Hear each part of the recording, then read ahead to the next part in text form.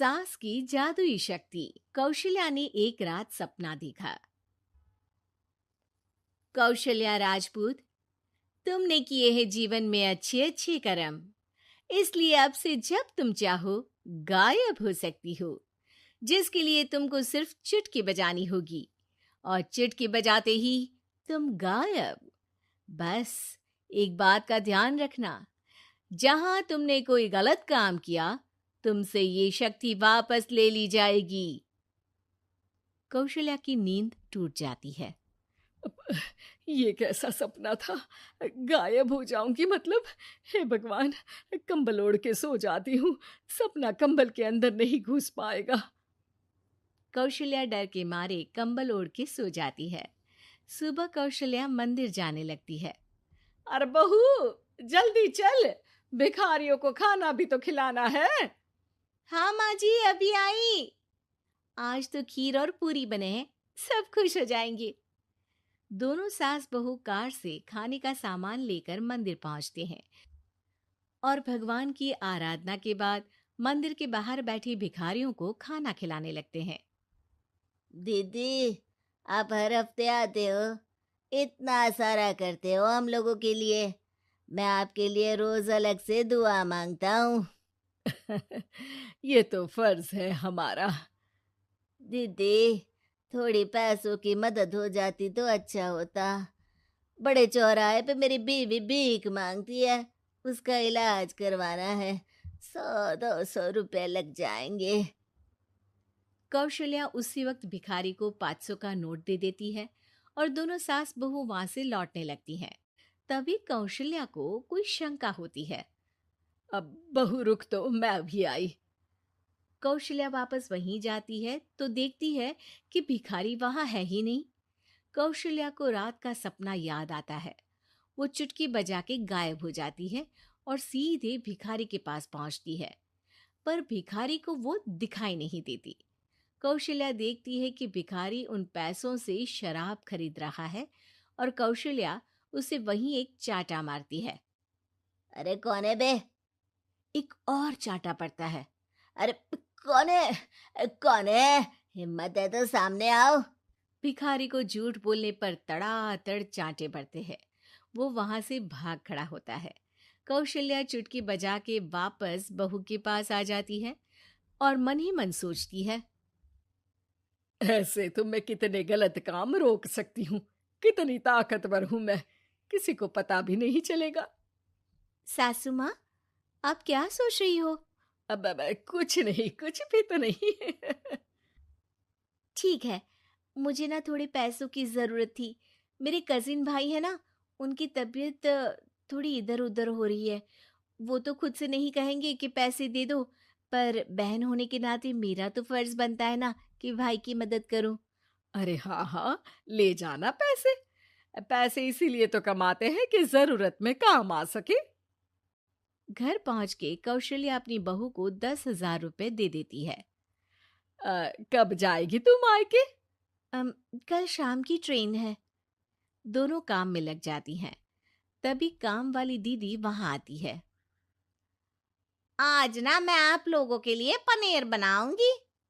ठीक है, मंगवा लेती हूँ पनीर। पड़ोस की दुकान वाला पनीर दे जाता है और काम वाली बाई पनीर से रेसिपी बनाने लगती है।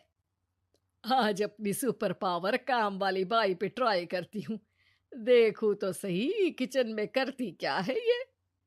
सास चुटकी बजा के गायब हो जाती है और किचन में पहुंचती है। बाई को खबर भी नहीं है कि कौशल्या भी किचन में ही है। आज तो मैं भी पनीर की सब्जी बनाऊंगी रात को अपने घर, और थोड़ा सा घी भी रख लेती हूँ। वैसे भी कौशल्या बुढ़िया खा खा के मोटी हो गई है। कौशल्या बाई की चोरी पकड़ लेती है और गुस्से में बाई की चोटी ऊपर उठा देती है। बाई को समझ भी नहीं आता कि उसकी चोटी खड़ी कैसे होगी। वो डर के मारे चीख पड़ती है। बहू भागते हुए किचन में आती है। अरे क्या हुआ? ये तुम्हारी चोटी खड़ी कैसे है? करंट लग गया है क्या? पता नहीं, शायद किचन में ना भूत है। बाई वहां से भाग खड़ी होती है और कौशल्या चुटकी बजा के अपने कमरे में टीवी देखने लगती है। बहू वहां जाती है। माँ जी, किचन में ना भूत है, बाई भाग गई।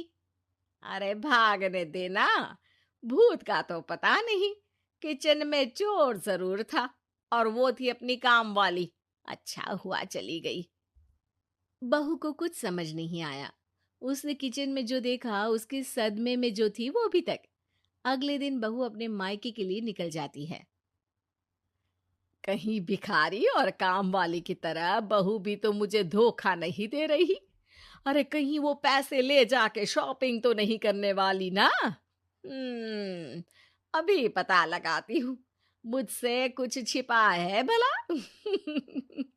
जैसे भगवान सब देख रहा है वैसे ही मैं भी सब देख रही हूँ। सास को अपनी शक्ति पर घमंड आ गया था। वो अब अच्छे काम करने की जगह अपनी शक्ति का इस्तेमाल खुद का शक मिटाने के लिए कर रही थी। वो चुटकी बजाती ही बहू के मायके चली जाती है। भैया, आपने बताया क्यों नहीं कि इतनी तबीयत खराब है? अरे तेरी सास बूढ़ी हो गई है, इतना भला काम करती है, उनकी मदद कौन करता है? यहाँ तो और भी लोग हैं ना।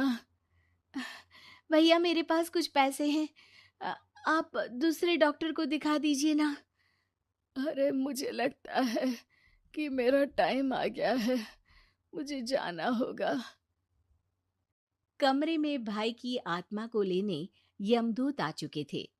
कौशल्या भले ही किसी को नहीं दिख रही थी, पर यमदूत ने उसे देख लिया। यही आत्मा है शायद, परछाई दिख रही है, पहले ही तैयार खड़ी है। अरे आप कौन हो? यमराज का नाम सुना है? हैं? आप यमराज हो क्या? नहीं, हम उनके यहाँ जॉब करते हैं, आत्मा उठा के ले जाते हैं डिलीवरी वाले। चलो अब तुम्हारा टाइम पूरा हो गया।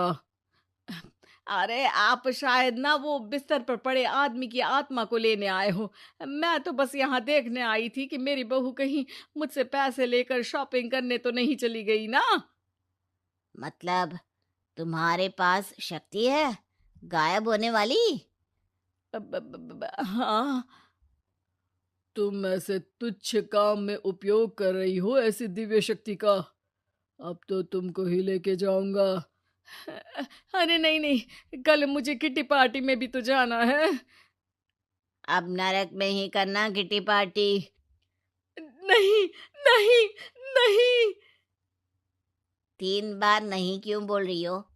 टीवी सीरियल चल रहा है क्या एकता कपूर का? अरे प्लीज मुझे जाने दो। आप तो उस बीमार आदमी की आत्मा को लेने आए थे ना। गलत डिलीवरी करोगे तो यमराज डांटेगा ना। बात तो सही कर रही हो, पर हमको उस पे दया आ गई। अभी उसकी उम्र ही क्या है, पर कुछ तो लेके जाना पड़ेगा ना। एक काम करो, अपनी शक्ति दे दो, गायब होने वाली। हैं? अरे क्यों? तुम पृथ्वी लोक का भ्रष्टाचार रोक सकती थी, चोरी रोक सकती थी, अरे कोरोना रोक सकती थी, पर तुमने अपनी बहू की जासूसी करना शुरू कर दिया। अरे लेकिन किंतु परंतु। यमदूत सास की शक्ति लेके वापस चले जाते हैं। कौशल्या की परछाई हवा से नीचे गिरती है और जमीन पे आते आते कौशल्या का शरीर सामने आ जाता है। अरे लग गई, कितने ऊपर से फेंका। माँ जी, आप यहाँ ऊपर से कैसे गिरी? अरे समधन जी, आप अचानक कमरे में। सब घबरा जाते हैं। सास बहू को सारी बात बता देती है। ये लो आपके 10,000 रुपये। आपको मुझ पे इतना भी भरोसा नहीं है? अरे बहन, मुझे दर्द नहीं हो रहा है, अब अचानक से सब अच्छा होने लगा है। अरे तो फिर बिस्तर से उठ जाओ और मुझे लेटने दो, गिरी हूं ऊपर से तो पूरा बदन दुख रहा है। भाई को तो यमदूत ठीक करके जाते हैं, पर कौशल्या देवी दर्द के मारे बिस्तर पर आ जाती हैं।